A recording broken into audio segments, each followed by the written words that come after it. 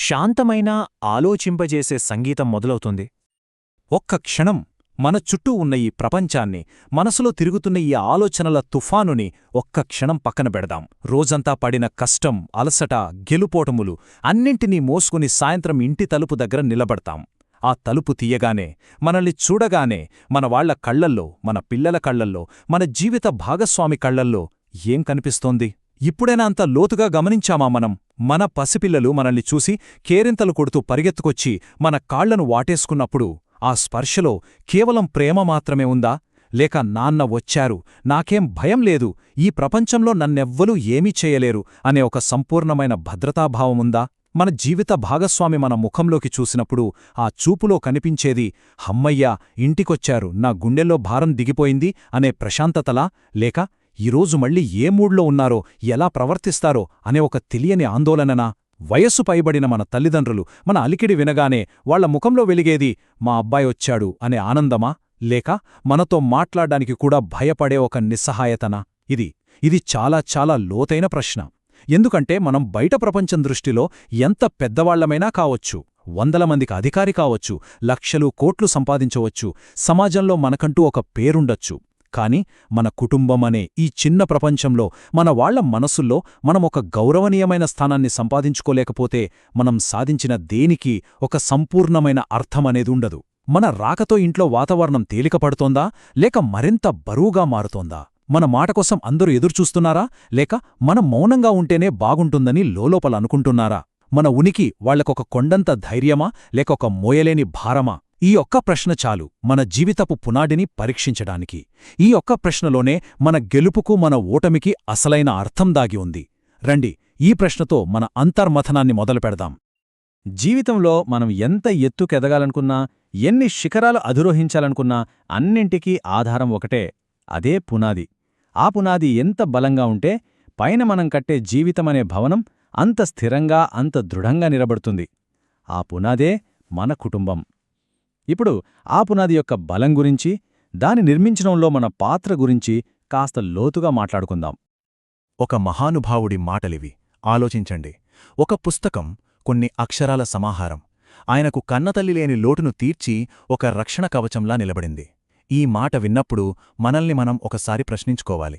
మన కుటుంబానికి, మన పిల్లలకి, మన జీవిత భాగస్వామికి మనం ఆ రకమైన అండగా ఉన్నామా? వాళ్ల జీవితంలో చీకటి కమ్మినప్పుడు, దారి తెలియక ఆగిపోయినప్పుడు మన వాళ్లున్నారు కదా, దారి చూపిస్తారు అనే నమ్మకం మన మీద వాళ్లకి కలుగుతోందా? వాళ్లని ఎవరైనా వేలెత్తి చూపినప్పుడు మా ఆయన ఉన్నారు, మా నాన్న ఉన్నారు, చూసుకుంటారు అనే ధైర్యం వాళ్లకి మన ఉనికి ఇస్తోందా? ఒక మార్గదర్శిలా, ఒక రక్షణ కవచంలా మన ఉనికి వాళ్లకి భరోసా ఇవ్వగలుగుతోందా? గాంధీజీకి అక్షర రూపంలో ఉన్న ఒక గ్రంథం అంత ధైర్యాన్ని, అంత రక్షణను ఇవ్వగలిగినప్పుడు సజీవంగా, కండలతో, రక్తమాంసాలతో వాళ్ల కళ్లముందు తిరుగుతున్న మనం వాళ్లకి ఇంకెంత ధైర్యాన్ని ఇవ్వగలగాలి? మన మాట వాళ్లకి వేదం కావాలి. మన చేత వాళ్లకి మార్గం చూపాలి. మన ఉనికి ఒక్కటి చాలు, అదే వాళ్లకొక కోటలాంటి భద్రతనివ్వాలి. అలా మనం జీవించగలుగుతున్నామా? ఇది మనం ప్రతిరోజూ మనల్ని మనం వేసుకోవాల్సిన ప్రశ్న. ఇది మనస్సాక్షిని సూటిగా గుచ్చే ప్రశ్న. బయటి ప్రపంచం ఒక పెద్ద తుఫాను. అక్కడ ఉద్యోగంలో ఒత్తిళ్లు, వ్యాపారంలో నష్టాలు, అవమానాలు, మోసాలు, పోరాటాలు ఎన్నో ఉంటాయి. ఆ తుఫాన్లో రోజంతా నలిగిపోయి, అలసిపోయి, గాయపడి ఇంటికొచ్చే మనవాళ్లకి మన ఇల్లు ఒక ప్రశాంతమైన ఆశ్రయంలా ఉండాలి. మన అరవణపు, మన ప్రేమ, డోలు మాటలు వాళ్ల గాయాలకు మందు పుయ్యాలి. కాని కొన్నిసార్లు ఏం జరుగుతోంది? బయట ప్రపంచంలో మనపై ఉన్న కోపాన్ని, ఫ్రస్ట్రేషన్ని, అసహనాన్ని, మన చేతకానితనాన్ని మనం ఎక్కడ చూపిస్తున్నాం? మనకన్నా బలహీనులైన మన భార్యాపిల్లల మీద చూపిస్తున్నాం. మన మాటలతో, మన చేతలతో వాళ్లని గాయపరుస్తున్నాం. బయట తుఫాను నుండి రక్షణ కోసం మన దగ్గరికి వస్తే మనమే వాళ్ల పాలిట ఒక పెనుతుఫానుగా మారుతున్నాం. మనని చూస్తేనే వాళ్ల గుండెల్లో భయం మొదలవుతోంది. మన ప్రాథమిక కర్తవ్యం, మన మొదటి ధర్మం మన వాళ్లకొక ఢాలుగా నిలబడటం. కాని కొన్నిసార్లు మన అహం, మన కోపం, మన బలహీనతలే వాళ్లని ముక్కలు చేసే ఆయుధాలుగా మారుతున్నాయేమోనని ఒక్క క్షణమాగి నిశితంగా పరిశీలించుకోవాలి. ఈ 4 కేవలం పదాలు కావు. ఒక సంతోషకరమైన, దృఢమైన కుటుంబమనే దేవాలయానికి ఇవి 4 మూలస్తంభాలు. వీట్లో ఏ ఒక్కటి బలహీనపడినా ఆ కుటుంబమనే కట్టడం నెమ్మదిగా కూలిపోవడం మొదలవుతుంది. మొదటిది నమ్మకం. ఇది మనం చెప్పే ప్రతి మాటలో, చేసే ప్రతి పనిలో కనిపించాలి. మా నాన్న ఒక మాట చెప్పారంటే అది వేదవాక్కు, ఖచ్చితంగా చేసి తీరుతారు అనే నమ్మకం మనమీద మన పిల్లలకు కలగాలి. ఇది ఒక్కరోజులో మాటలతో వచ్చేది కాదు. సంవత్సరాల తరబడి మన ప్రవర్తన ద్వారా, మన నిలకడ ద్వారా మనం నిర్మించుకోవాల్సింది. రెండవది భద్రత. ఇది కేవలం డబ్బుతో, మనమిచ్చే సౌకర్యాలతో వచ్చేది కాదు. ఏ కష్టం వచ్చినా, ప్రపంచం మొత్తం మాకెదురు తిరిగినా ఈ మనిషి ఒక్కడు నా చేయి వదలడు, నన్ను ఒంటరిని చెయ్యడు అనే భరోసా మన జీవిత భాగస్వామికి ఇవ్వగలగడమే నిజమైన భద్రత. మూడవది గౌరవం. ఇది వయస్సుతోనో, సంపాదనతోనో, అధికారంతోనో రాదు. మనం ఎదుటివారి అభిప్రాయాలకు, వాళ్ల భావాలకు, వాళ్ల ఉనికికి ఇచ్చే విలువతో వస్తుంది. మన పిల్లలైనా సరే, జీవిత భాగస్వామి అయినా సరే, వాళ్లనొక వ్యక్తిగా గౌరవించినప్పుడే మనకు తిరిగి గౌరవం అనేది లభిస్తుంది. చివరిది ఉమ్మడి భవిష్యత్తు. నా ఇల్లు, నా డబ్బు, నా కెరియర్, నా లక్ష్యాలు అని ఆలోచించడం కాదు. మన ఇల్లు, మన భవిష్యత్తు, మన పిల్లల ఎదుగుదల అని ప్రతి ఆలోచనలోనూ కుటుంబాన్ని భాగం చేసినప్పుడు ఈ స్తంభం బలపడుతుంది. ప్రతి నిర్ణయంలోనూ మనం అని ఆలోచించినప్పుడే అది ఉమ్మడి ప్రయాణమవుతుంది. మరి ఆ పునాదిని అంత బలంగా నిర్మించాలంటే మనకి ఏం కావాలి? బలం కావాలి. కాని అది కండరాల బలం కాదు, ఆస్తుల బలం కాదు. అది శీలబలం, వ్యక్తిత్వపు బలం. ఆ బలమే బాధ్యత. ఇప్పుడు ఆ బలం గురించి తెలుసుకుందాం. బాధ్యత. ఈ మాట వినగానే మనలో చాలామందికి భుజాల మీదేదో బరువు పెట్టినట్టనిపిస్తుంది కదూ? పెళ్ళి ఒక బరువు, పిల్లలొక బరువు, ఉద్యోగం ఒక బరువు, అమ్మానాన్నల బాగోగులు చూసుకోవడం ఒక బరువు. అన్ని బరువులే. కాని ఒక్కసారి లోతుగా ఆలోచిద్దాం. నిజంగా ఇది బరువేనా? లేకపోతే మనల్ని నిలబెట్టే లంగరా?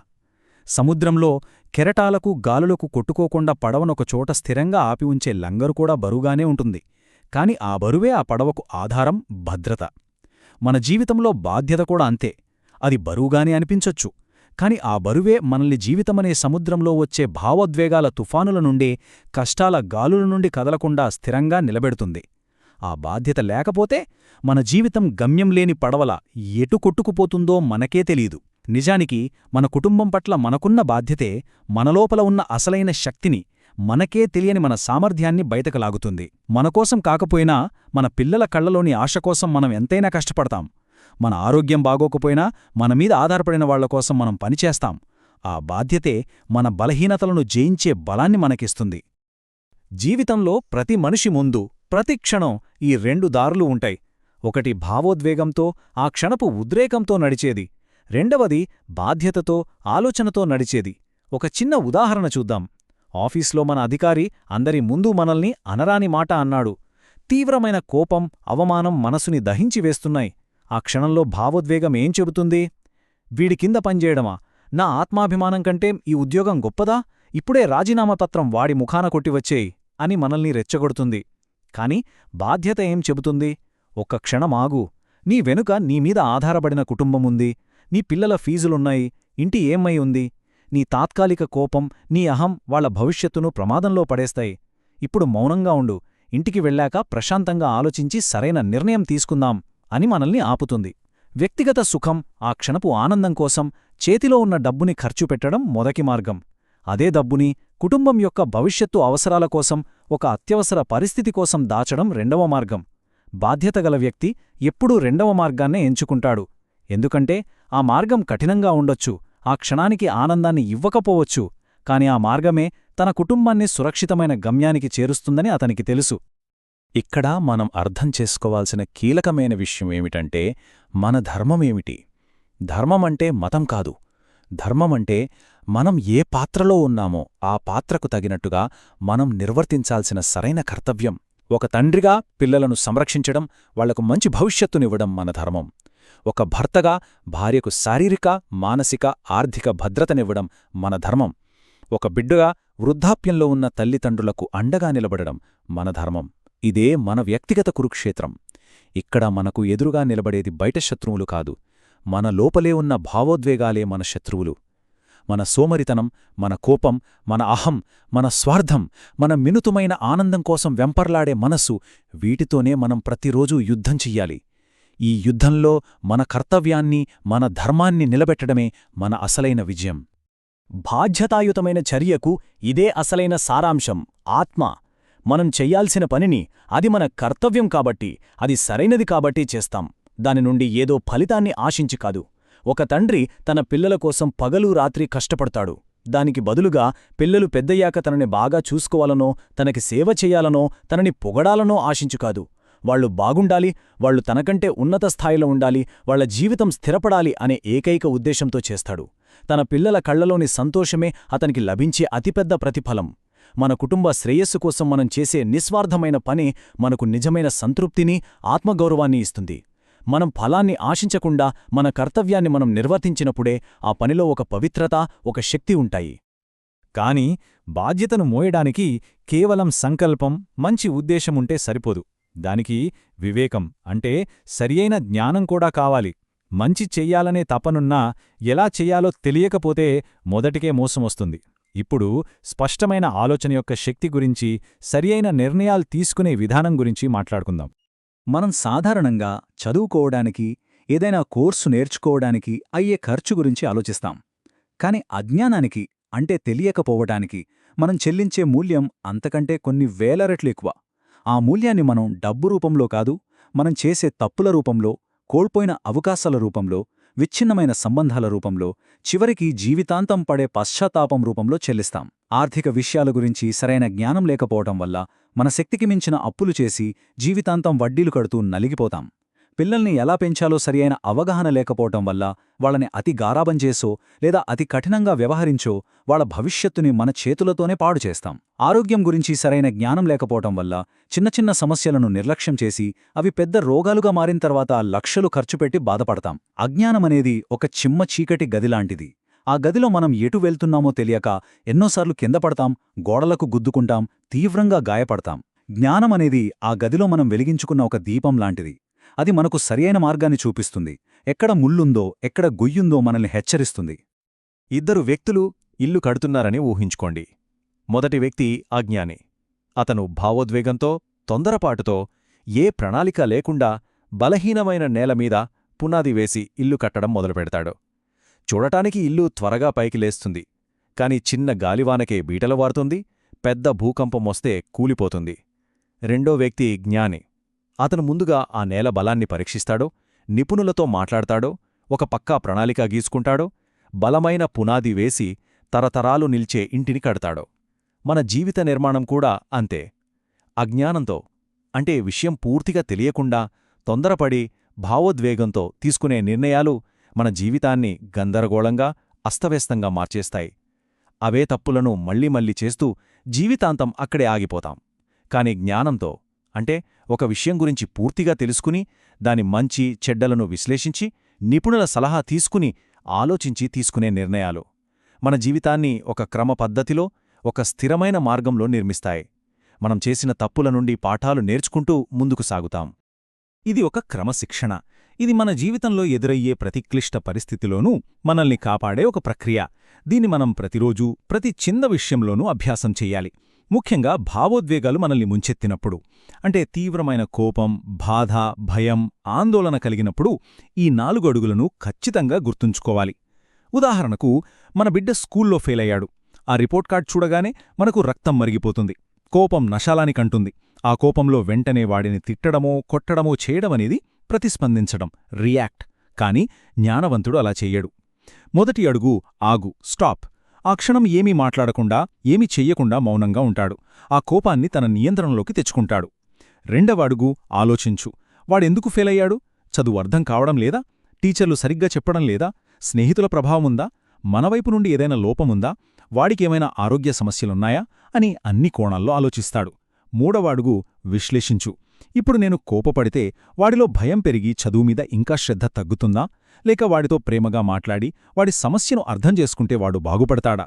నా చర్య యొక్క పర్యవసానం ఎలా ఉంటుంది అని విశ్లేషిస్తాడు. నాలుగవ అడుగు నిర్ణయించు. వాడి దీర్ఘకాలిక భవిష్యత్తుకు ఏది మంచిదో ఆ మార్గాన్ని ఎంచుకుని ప్రశాంతంగా వాడితో మాట్లాడి సమస్యను పరిష్కరిస్తాడు. ఇదే జ్ఞానానికి, అజ్ఞానానికి ఉన్న తేడా. ఇదే నిజమైన బలం. సరే, జ్ఞానం మరియు బాధ్యత యొక్క అత్యంత ఆచరణాత్మక అనువర్తనాల్లో ఒకటి మనం మన డబ్బును, మన సంపాదనను ఎలా నిర్వహిస్తామనే దానిలో ఉంటుంది. ఎందుకంటే మనం ఎన్ని గొప్ప మాటలు చెప్పినా కుటుంబానికి కనీస భద్రతను ఇవ్వలేకపోతే అన్నీ వ్యర్థమే. ఆ భద్రతకు ఆర్థిక స్థిరత్వం చాలా చాలా ముఖ్యం.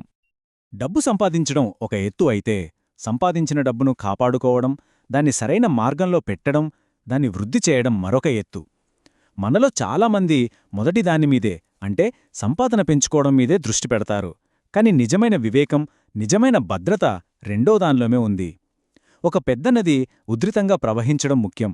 కాని ఆ నదికి ఒక బలమైన ఆనకట్ట కట్టి ఆ నీటిని నియంత్రించి కాలువల ద్వారా పొలాలకు మళ్లించినప్పుడే అది వేలాది ఎకరాలకు ప్రాణం పోస్తుంది, పంటలను పండిస్తుంది.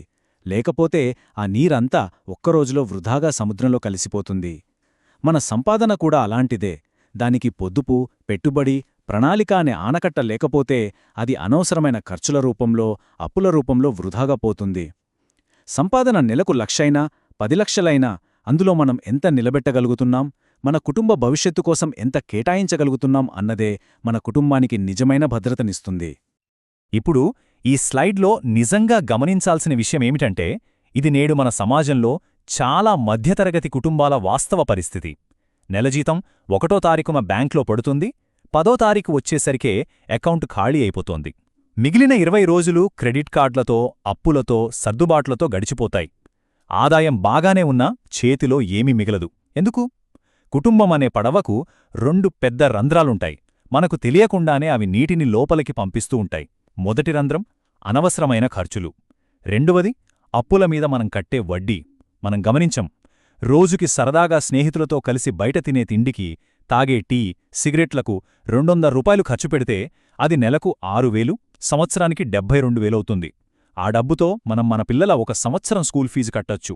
పక్కింటి వాళ్ల దగ్గర ఉందని, బంధువుల ముందు గొప్పగా కనిపించాలని, మనకు అవసరం లేకపోయినా వాయిదాల పద్ధతిలో కొన్న ఖరీదైన ఫోనుకి, బండికి మనం కట్టే వడ్డీ మన సంపాదనను నిశ్శబ్దంగా తినేసే చెదపురుగులాంటిది. ఈ చిన్న చిన్న లీకులే కాలక్రమేణా పెద్దవై మన ఆర్థిక జీవితాన్ని, మన కుటుంబ భద్రతను పూర్తిగా ముంచేస్తాయి. ఇది ధనవంతులుగా మారే మార్గం గురించి కాదు. ఇది తెలివిగా, బాధ్యతగా బ్రతికే మార్గం గురించి. మన కుటుంబం చుట్టూ ఒక ఆర్థిక కోటను, ఒక కవచాన్ని నిర్మించడం లాంటిది. మొదటి సూత్రం, అత్యంత ముఖ్యమైన సూత్రం, ఖర్చు పెట్టాక మిగిలింది దాచడం కాదు, దాచాక మిగిలిందాన్ని ఖర్చు పెట్టాలి. జీతం రాగానే అందులోంచి కనీసం 20% డబ్బుని తీసి వేరే పొదుపు ఖాతాలోనో, మ్యూచువల్ ఫండ్లోనో పెట్టి దాన్ని మర్చిపోవాలి. మిగిలిన 80%తోనే కుటుంబాన్ని నడపాలి. రెండవది, సమాజంలో మన హోదా కోసం, నలుగురి ముందు గొప్పగా కనిపించడం కోసం అప్పులు చెయ్యవద్దు. పక్కింటివారు పెద్ద కారు కొన్నారని మన శక్తికి మించి అప్పు చేసి మనం కొనకూడదు. మన అవసరానికి, మన ఆదాయానికి తగినట్టుగా జీవించడం నేర్చుకోవాలి. మూడవది, అత్యవసర నిధి. జీవితం ఎప్పుడూ ఒకేలా ఉండదు. తిడీరన ఉద్యోగం పోవచ్చు, లేదా ఇంట్లో ఎవరికైనా పెద్ద ఆరోగ్య సమస్య రావచ్చు. అలాంటి ఊహించని పరిస్థితుల్లో ఎవరి ముందు చేయి చాపకుండా, అప్పులపాలు కాకుండా కనీసం 6 నెలల ఇంటి ఖర్చులకు సరిపడా డబ్బుని ఒక అత్యవసర నిధిగా బ్యాంకులో ఉంచాలి. నాలుగవది, పిల్లల భవిష్యత్తు. వాళ్ల ఉన్నత చదువులకు, వివాహాలకు ఇప్పటినుండే స్పష్టమైన ప్రణాళిక వేసి ప్రతీ నెల కొంత మొత్తాన్ని దీర్ఘకాలిక పెట్టుబడిగా పెట్టాలి. చివరిగా, అతి ముఖ్యమైనది, నలుగురి కోసం నటనతో బ్రతకడం ఆపి మనకున్నదానితో సంతృప్తిగా, సరళంగా జీవించడం అలవర్చుకోవాలి. ఇదే మన కుటుంబానికి మనమిచ్చే అతిపెద్ద ఆర్థిక భద్రత. మన ఇల్లు, మన కుటుంబం అనే పునాదిని బలంగా నిర్మించుకున్న తరువాత మన బాధ్యత అక్కడితో ఆగిపోదు.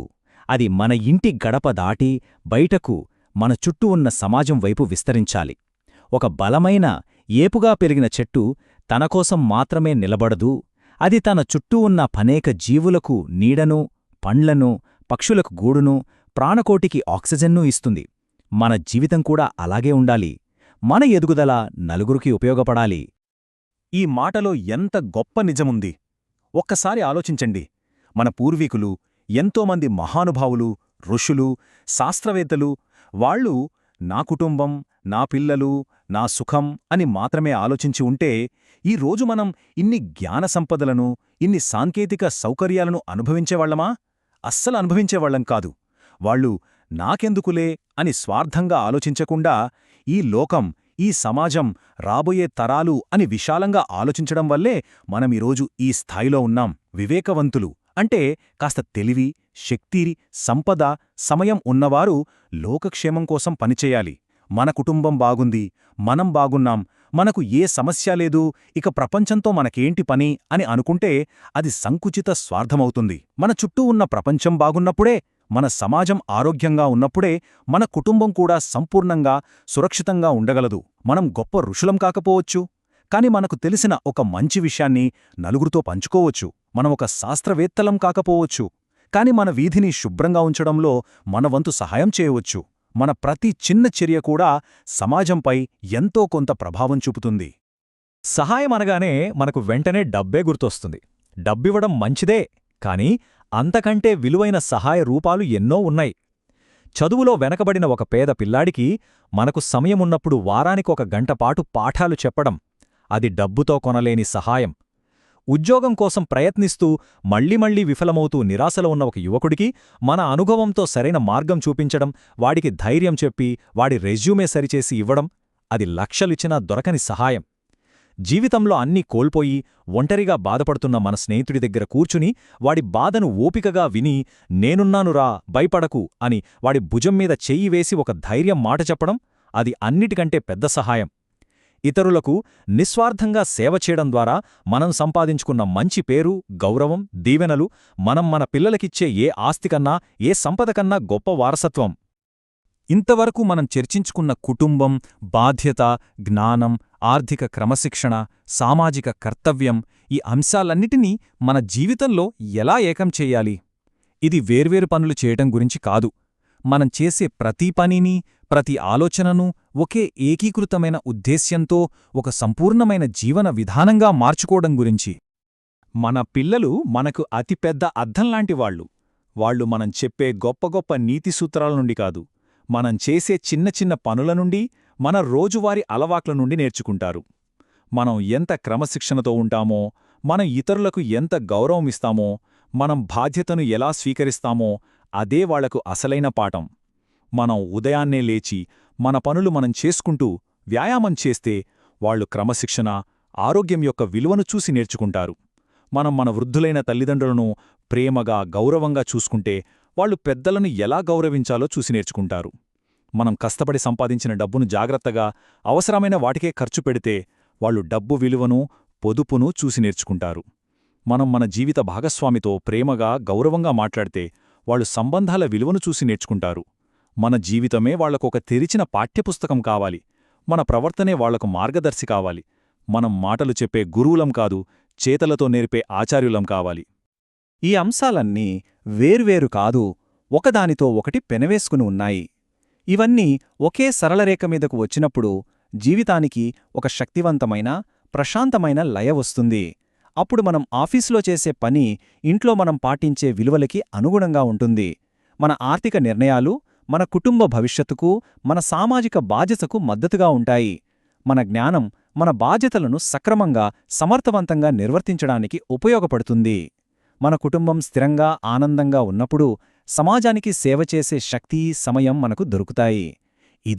ఇదే సంపూర్ణ జీవితం.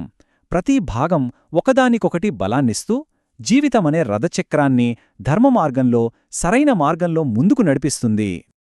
ఈ ప్రయాణం, ఈరోజు మనం మాట్లాడుకున్న ఈ విషయాలు, ఇవి ఒక రోజుతోనో ఒక మాటతోనో ముగిసేవి కావు. ఇది ఒక నిరంతర ఆలోచన, నిరంతర ఆత్మపరిశీలన, నిరంతర అభివృద్ధి ప్రయాణం. ఈరోజు మనం మాట్లాడుకున్న ఈ ఆలోచనలలో, ఈ మాటలలో మీకు కొంతైనా విలువుందననిపిస్తే, మన కుటుంబానికి, మన పిల్లల భవిష్యత్తుకు ఇలాంటి మార్గదర్శకత్వం అవసరమని మీకు తోస్తే, జీవితమనే ఈ సుదీర్ఘ ప్రయాణంలో ఒక్కోసారి దారి తప్పినప్పుడు, మనసు బలహీనపడినప్పుడు, బాధ్యతలు భారంగా అనిపించినప్పుడు ఇలాంటి మాటలు మళ్ళీ గుర్తు చేసుకోవడం అవసరమని మీరు భావిస్తే, బహుశా ఆ అవసరం, ఆ ఆలోచన మనల్ని మళ్ళీ కలుపుతుందేమో. ఆలోచించండి.